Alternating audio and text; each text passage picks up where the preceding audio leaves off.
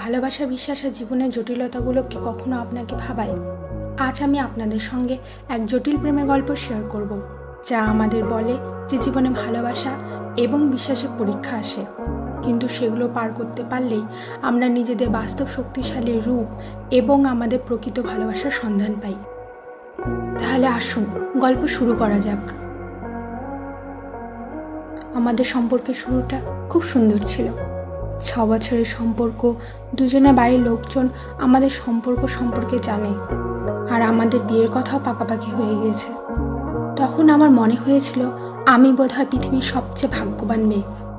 যাকে ভালোবাসি তার সঙ্গে বিয়ে হতে চলেছে, এমন ভাগ্য কয়জনের হয়। সব কিছু যেন স্বপ্নের মতো ছিল। কিন্তু ভাগ্যের কি নিষ্ঠুর পরিহাস! আমার সংসার শুরু হওয়ার আগে কারো নজর লেগে যায়, সব কিছু ধীরে ধীরে নষ্ট হতে শুরু করে। আমার বয়ফ্রেন্ড অন্য মেয়েদের সঙ্গে মেলামেশা, ঘুরে বেড়ানো শুরু করলো। শত কষ্টের পরেও মনে পাথর রেখে আমি তাও মেনে নিয়েছিলাম। বলে না, ভালোবাসা অন্ধ হয়, ঠিক সেটাই আমার সাথে হয়েছিল। শত অপমান, শত কষ্ট পাওয়ার পরও আমি তার কাছেই ফিরে যেতাম। মান সম্মান বোধ হয় আর কিছুই অবশিষ্ট ছিল না আমার মধ্যে। কিন্তু যখন জানতে পারলাম যে সে আমার সবচেয়ে ভালো বান্ধবীকে পছন্দ করে, তাকে ভালোবাসে, তখন যেন আমার পায়ের নিচ থেকে মাটি সরে গেল। সব কিছু মেনে নিলেও এটা আমি কিছুতেই মেনে নিতে পারছিলাম না। আমি পুরোপুরি ভেঙে পড়েছিলাম। আমার বান্ধবী সব কিছু জেনে আমার কাছে ক্ষমা চায়, কিন্তু আমি জানি এতে তার কোনো দোষ নেই। আর সে এসব কোনো কিছুই জানতো না। আমার বান্ধবী তাকে পছন্দও করতো না, তার পছন্দ ছিল অন্য আরেকজন। আমার বয়ফ্রেন্ড এই সত্যটা জানতে পেরে, তা সহ্য করতে না পেরে আমাকে ছেড়ে বিদেশে চলে গেল। স্বাভাবিকভাবে আমাদের ব্রেকআপ হয়ে গেল। আমি আমার ভালোবাসাকে হারালাম, কিন্তু আমার মনে আমার বান্ধবীর জন্য কোনো রাগ ছিল না। এইভাবে দেখতে দেখতে 1 মাস কেটে যায়। এই 1 মাসে আমি পাষাণে পরিণত হই। মানুষের সাথে মেলামেশা আমি একেবারে বন্ধ করে দিয়েছিলাম। ধীরে ধীরে আমি ডিপ্রেশনে যেতে থাকি। আমার এই খারাপ সময় আমার বান্ধবী ছায়ার মতো আমার সাথে ছিল, কখনো আমাকে একা ছেড়ে যায়নি। এইরকম বান্ধবী পাওয়া সত্যিই ভাগ্যের ব্যাপার। সে আমার সাথে ছিল বলেই আমি ধীরে ধীরে স্বাভাবিক জীবনযাপনে ফিরে আসি। এরপর আমার বান্ধবী আমাকে সাহায্য করতে বলে তার পছন্দের মানুষটিকে প্রভাবিত করার জন্য। আমি সাহায্য করতে রাজি হলাম। আমি জানি সে আমার জন্য অনেক কিছু করেছে। আমি নিজের কষ্ট ভুলে তার সুখের জন্য কাজ করতে শুরু করি। আমি সম্মতি দিয়েছিলাম কারণ নিজের যন্ত্রণাগুলো ভুলতে চেয়েছিলাম। কিন্তু হঠাৎ একটা অপ্রত্যাশিত ঘটনা ঘটে গেল। আমার জীবনে আবার অন্ধকার নেমে এলো।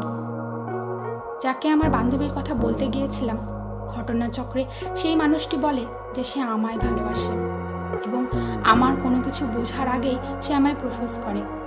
আমার বান্ধবী দূর থেকে এই দৃশ্য দেখে ফেলে। সে আমায় ভুল বুঝে আমার সাথে আর কোনোদিনও কথা বলেনি।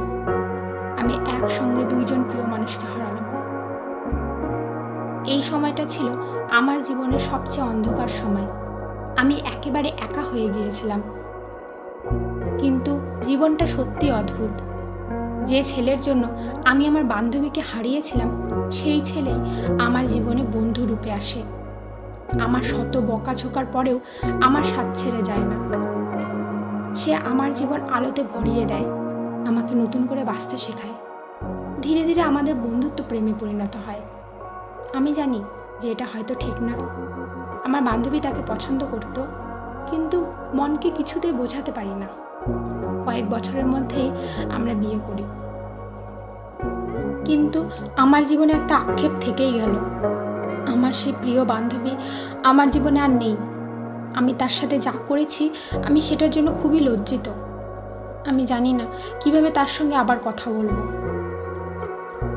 এরপর আমার জীবনে আরও একটা বড় মোড় আসে। জীবনে এক নতুন অধ্যায় শুরু হয়। বিয়ের পর যখন প্রথমবার শ্বশুরবাড়িতে গেলাম, সেখানে দেখি একটা ছোট্ট বাচ্চাকে। সে আমার স্বামীকে বাবা বলে ডাকছে। আমি তো কিছুই বুঝতে পারি না। আমি তাকে জিজ্ঞেস করি, এ কি সত্যি তোমার বাবা? সে বলে হ্যাঁ। আমার মনে হয়েছিল আমার মাথায় যেন আকাশ ভেঙে পড়েছে। আমার স্বামী এবং শ্বশুরবাড়ির লোকজন আমাকে কিছু একটা বলার চেষ্টা করছিল, কিন্তু সেই মুহূর্তে কোনো কিছু শোনার বা বোঝার পরিস্থিতিতে আমি ছিলাম না। আমি তখনই কোনো কিছু না বলে না শুনে সেখান থেকে চলে আসি আর সিদ্ধান্ত নিয়ে ফেলি যে ডিভোর্স করব। আমার স্বামী বারবার আমার সাথে দেখা করার চেষ্টা করে, কিন্তু আমি করি না। ফোন করে, কিন্তু আমি সেটাও ধরি না। এইভাবে কয়েক মাস কেটে যায়। কয়েক মাস পর আমার স্বামী আবার আমার সঙ্গে কথা বলতে আসে, আর এবার আমি তার সাথে কথা বলি। তখন আমি জানতে পারি সেই বাচ্চাটা আসলে তার দিদির, যিনি তার স্বামীর সঙ্গে পথ দুর্ঘটনায় মারা গেছেন। তাই আমার স্বামী বাচ্চাটার দায়িত্ব নিয়েছে। এটা শোনা মাত্র লজ্জায় দুঃখে আমার মাথা নিচু হয়ে যায়। আমি বুঝতে পারছিলাম না যে আমি কি করব। তখন আমি উপলব্ধি করি যে নিজের কষ্টের কারণে আমি আমার স্বামীকে ভুল বুঝেছিলাম। এবার আমি বাচ্চাটার মায়া ভরা মুখের দিকে দেখি এবং পরম স্নেহ ও ভালোবাসায় তাকে বুকে টেনে নিই আর বলি, আজ থেকে আমার সন্তান আর আমি ওর মা। এরপর আমরা একসঙ্গে নতুন জীবন শুরু করি। আজ আমি এই গল্পটা বললাম কারণ আমি বিশ্বাস করি আমাদের সবার জীবনেই এমন মুহূর্ত আসে যখন আমরা অন্যকে ভুল বুঝি। জীবনে ভালোবাসা, সম্পর্ক সব কিছুর মূলেই থাকে বিশ্বাস। তাই আমি আপনাদের বলতে চাই, ভুল বুঝাবুঝি কখনো কখনো আমাদের কাছের মানুষদের দূরে সরিয়ে দেয়। তাই সবসময় কোনো সিদ্ধান্ত নেওয়ার আগে দুইবার ভাবুন এবং সত্যটা যাচাই করার চেষ্টা করুন। কারো ওপর রাগ করে সম্পর্ক ভেঙে ফেলবেন না। সবসময় আমরা যা দেখি শুনি তা সত্য হয় না। আর সবচেয়ে গুরুত্বপূর্ণ, নিজের কষ্ট থেকে শিক্ষা নিয়ে সামনে এগিয়ে যান। এই গল্পটা হয়তো আপনাদের জীবনে কিছুটা হলেও অনুপ্রেরণা যোগাবে। ধন্যবাদ আমাকে শোনার জন্য। ভালো থাকুন, ভালোবাসুন এবং জীবনের প্রতিটা মুহূর্ত উপভোগ করুন।